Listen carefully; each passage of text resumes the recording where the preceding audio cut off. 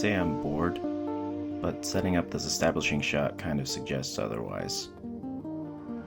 Come on.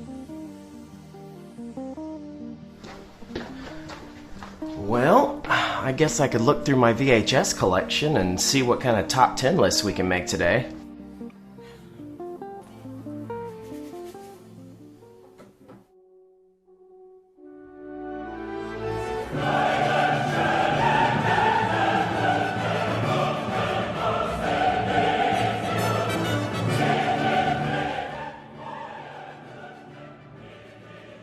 Meg!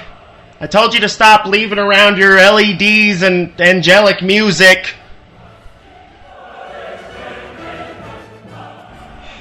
Women, am I right?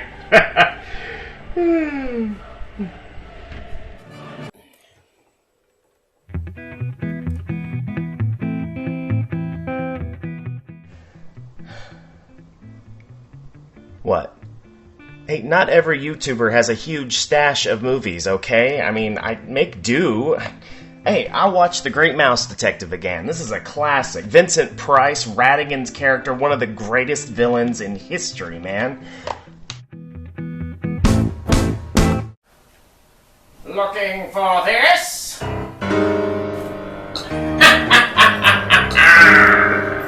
Fool! You should have been more careful with your precious films, and now your treasure is mine! Did you shave just so you could put on a fake mustache? Not the point! Wait a minute. This isn't Great Mouse Detective, this is The Adventures of Pinocchio with Jonathan Taylor Thomas. Oh yeah, that's right, I put Pinocchio back in this box. Well, I don't want Pinocchio, I want The Great Mouse Detective. Well, I guess I don't have Great Mouse Detective anymore. You know what? This is madness. Why are you even watching VHS anyway? Don't you know about Netflix? Is that anything like Roku? Roku. No, it's not like Roku. If anything, Roku is like Netflix. How can you put these lists together if you don't even have Netflix? Unless you were the evil one all along!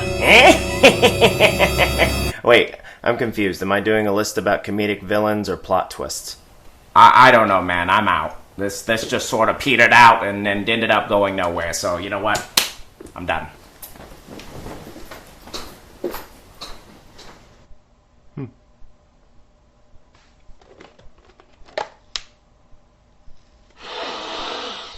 Oh, yeah. That's the good stuff.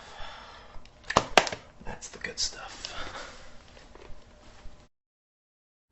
Thanks for joining me on my first ever Top 20 list. My name is T. Kyle Smiley, and you know what? Sometimes being a good guy just sucks.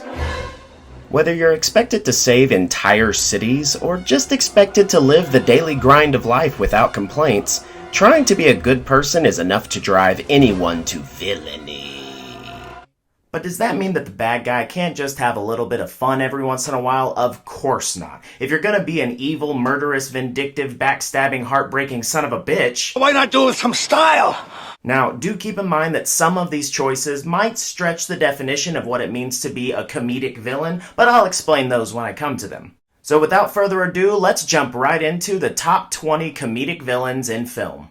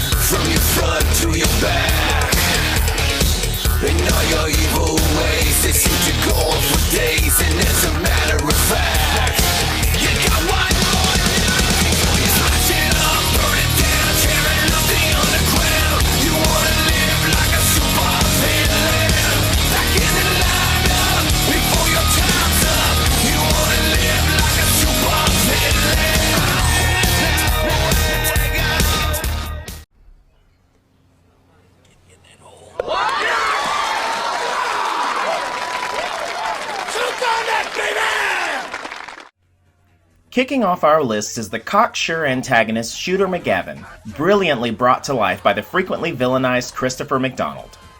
You're in big trouble, though, pal. I eat pieces of shit like you for breakfast. You eat pieces of shit for breakfast? No. Although the role was offered to both Kevin Costner and Bruce Campbell, McDonald reluctantly took it on in lieu of the fact that he was tired of being typecast as a bad guy. In spite of his hesitation, Shooter McGavin became one of his favorite roles, and it shows. McDonald plays the part to hilarious effect, and his efforts are recognized here at the number 20 spot. That's right, I'm gonna beat your ass on the course. Yeah, right. Grizzly Adams had a beard. Grizzly Adams did have a beard.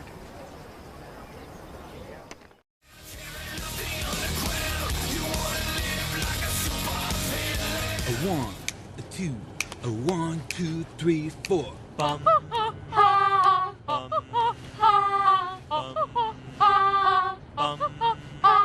She's got a smile that it seems to me reminds me of child. While the focus of Step Brothers remains the feud between brothers Brennan and Dale, Brennan's brother Derek has one of the most memorable douchebag roles in comedic lore. You mess with my nut, Brennan? Randy here is gonna eat your dick. Like Kobayashi. I've seen him do it. Adam Scott plays one of the biggest assholes in film history, and it makes his on-screen time pure genius. And if that's not enough to earn him the 19 spot, his reprisal of the role to promote the Affordable Care Act just might do the trick. I've been struck by lightning 7 times. I find it erotic. I never drink water because it tastes weird, and I don't like it. Spoiler alert, I win season 7 of The Voice. So, yeah, health insurance? Save it for someone who gives a darn.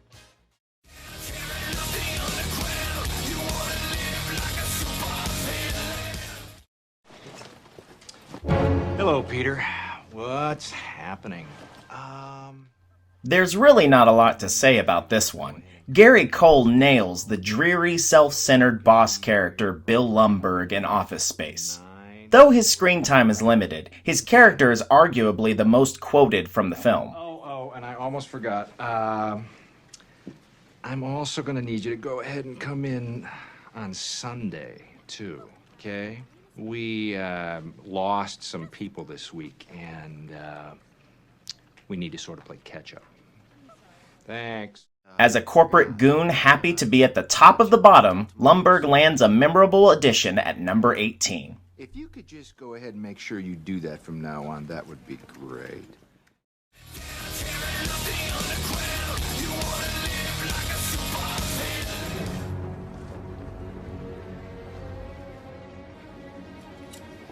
You!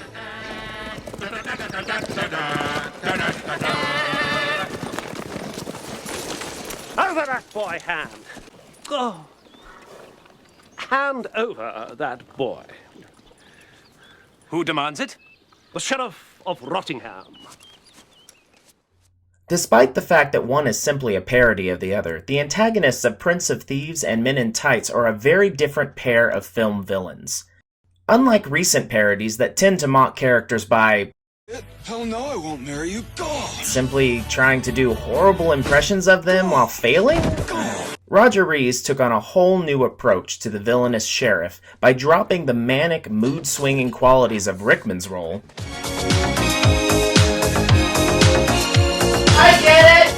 And substituting them with a pretentious pomp and dyslexic demeanor. King's Forest. He dared to kill a king's dare.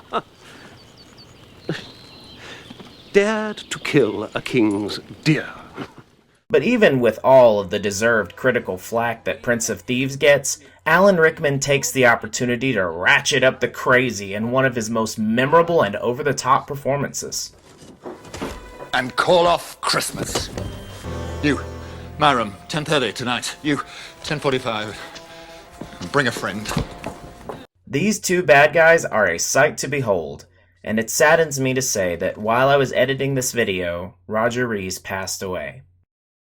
You will be missed, and may you rest in peace.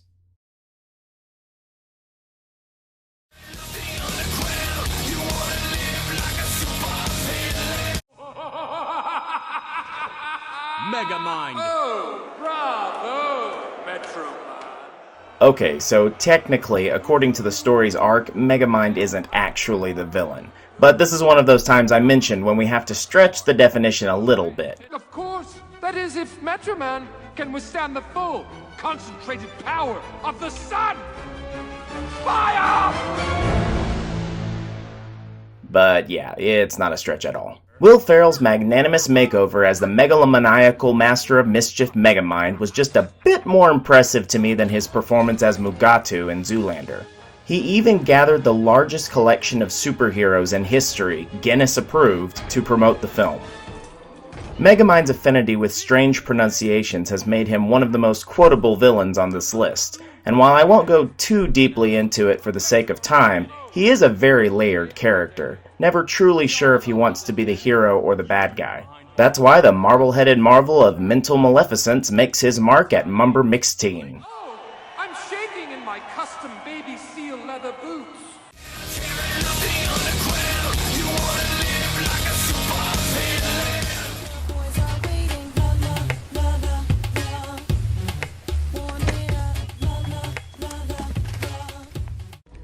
The bitch to end all bitches. Regina George is something of a legend.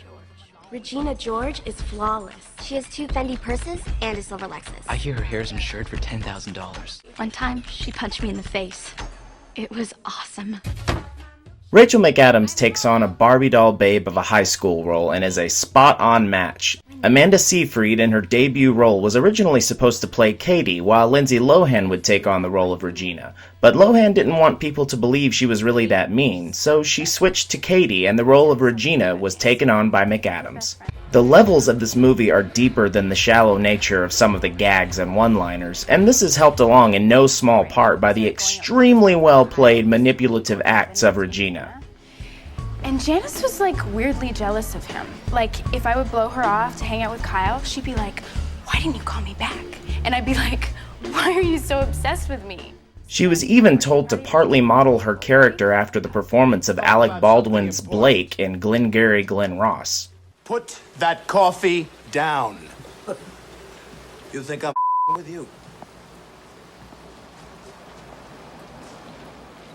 I am not with you. And for what it's worth, she garnered a record 5 MTV Movie Award nominations, winning 3 of them. Well, I don't know if I've arrived, but wherever this is, it's really nice to be here. Yeah, it's not worth much, but the Queen Bee herself does plenty to land the number 15 spot. That's funny. Put that in there.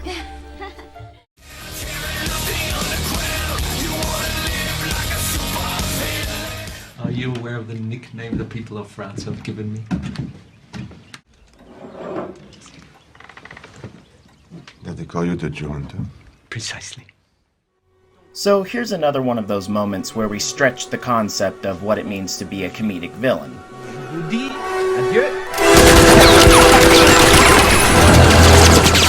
Quentin Tarantino is very, very good at creating villainous characters that walk a fine line between good and evil, which gives them great strength and depth. Colonel Hans Landa is no such character. He is a gleeful sociopath who knows full well the pain he is inflicting upon others, yet he retains a beautifully calculated demeanor that carries all the way through the ending, which of course, spoiler alert! Seriously though, if you haven't seen the movie, you should go watch it right now. Sees him renounce the Third Reich and turn in the remaining officers simply to guarantee he stays on top. However, he does earn a spot on this list due simply to Christoph Waltz's absolutely brilliant performance. Landa has no moral compass whatsoever and is joyously aware of it, and his deliciously evil manners are driven with a natural comic vibe, hiling him up to the number 14 spot. Ooh, that's a bingo!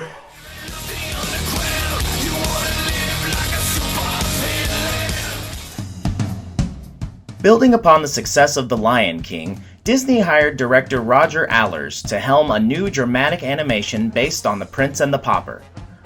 When test audiences reacted poorly to the film, the entire project was stripped down to its bare bones, and only 2 characters remained from the initial script: the Emperor Kuzco and the sorceress Yzma. The animation crew was moved briefly to another project, the Rhapsody in Blue segment from Fantasia 2000, and when they returned to start again on what would become The Emperor's New Groove, the film had shifted to a comedic tone, held aloft by strong performances from David Spade, John Goodman, Patrick Warburton, and the very talented Eartha Kitt. Ah, how shall I do it? Oh, I know. I'll turn him into a flea. A harmless little flea. And then I'll put that flea in a box. And then I'll put that box inside of another box. And then I'll nail that box to myself. And when it arrives, I'll smash it with a hammer. Kitt's wild personality fits so perfectly into the film that many of her mannerisms are reflected by her animated counterpart. Has but one punishment. Death. God! Take him away. Yzma is easily one of the most likable villains on this list, due mainly to her ridiculous lines and goofy antics, and her eventual transformation into a harmless kitten only furthers her character as one of the funniest villains of all time, squeaking into the list at number 13. I'm going to kill you!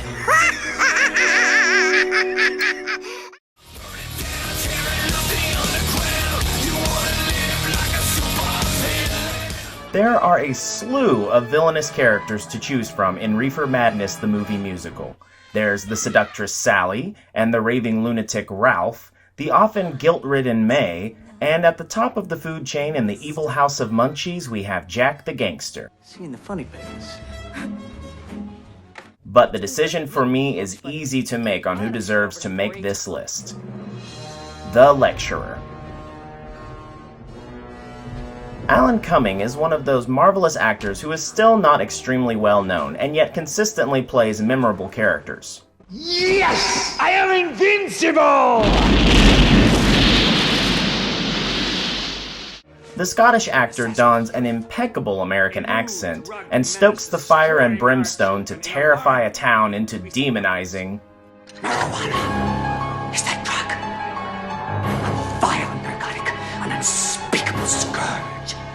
The real public enemy, #1.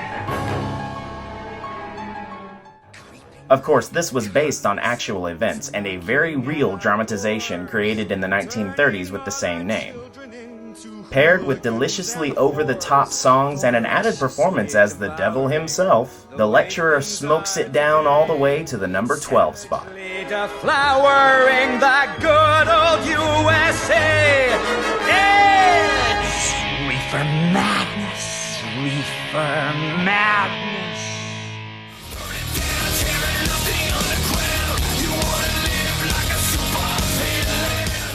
I have a plan.